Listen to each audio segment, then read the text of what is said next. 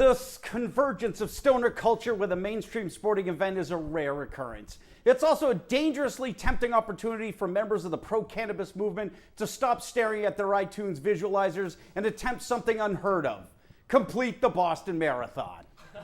Harry, do you really think stoners have been training for the marathon? No, JR, I think they've been watching reruns of Robot Chicken and eating taquitos. But when 420 rolls around, there's sure to be some ambitious potheads who will try to claim the marathon as their own. I've put together a multiple choice probability analysis of how this might play out for them. Great, well, let's hear it.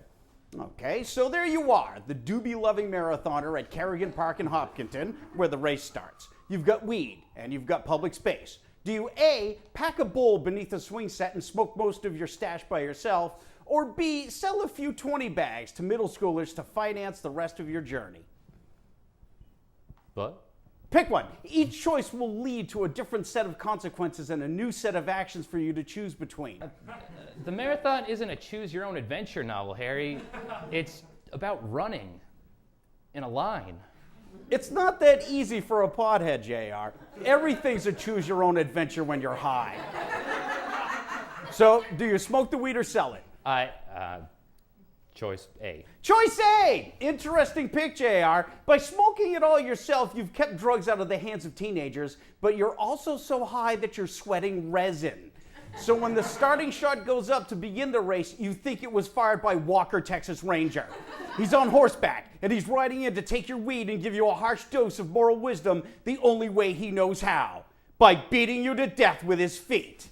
You start running away in the wrong direction. Oh no! Your race is off to a horrible start, you idiot! By now, you're way off the marathon route, but soon you bump into some parents driving to Boston to watch their daughter who's in the race. Do you A, get into their car and return to the marathon, B, wave a clipboard in their face and ask them to sign a petition that no one will ever see, or C, start walking back on your own? Choice A.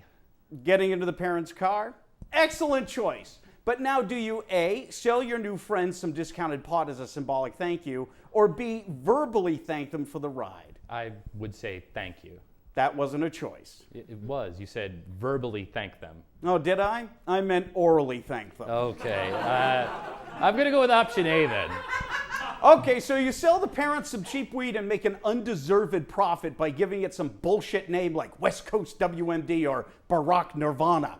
You make your way towards Boston and proceed to bake out in their mad sick wool-paneled station wagon. But wait, just when the parents are getting off the pike, something goes wrong. You're completely blazed and make a comment about how you're so high that you'll need a wheelchair to make it to the finish line.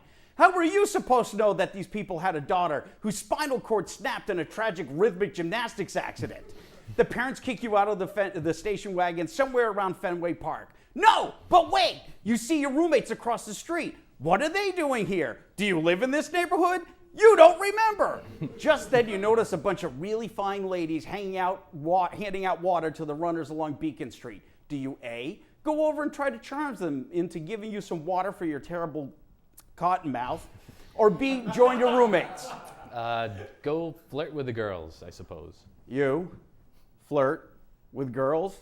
Yeah, right, JR. And have you ever forgotten how much you smoked? A woman speaking her mind in downtown Tehran wouldn't be as stoned as you have gotten. Besides, you look like hell and you stink. Did I mention that these girls probably have rape whistles? Okay, all right, so I will find my roommates. That's more like it. Take a middle picture of the hot marathon volunteers and hope you have enough energy to masturbate to it later. So you're about 3 miles away from the finish line at this point. There's only one thing left to do. Finish the race? Find food, JR. Okay. You ran out of gummy worms in the station wagon, and it's been almost an hour since lunch. You've only got a few choices. A, share 4 or 5 cookie pies at Pizzeria Uno. B, buy all the Entenmann's products carried at the nearest 7-Eleven. Or C, get Chinese food delivered to the nearest street corner. All right, Chinese food. Great choice. You take your scallion pancakes and chow mein and then jump into the delivery guy's car. Out of fear of your enormous girth, he heeds your demands for a ride to Copley. Congratulations! You've made it to the finish line. What an achievement. You've just shown society that stoners are just as capable as any other of those runners. Maybe even more capable. Do I detect a hint of sarcasm, Harry. No way. According to my analysis, you would have finished in an hour and a half. That's a world record. Do I need to point out that your scenario doesn't involve actually running in the race? Well, those assholes in wheelchairs don't really run it either. Now, do they? Harry Gordon, everyone. Thank you very much.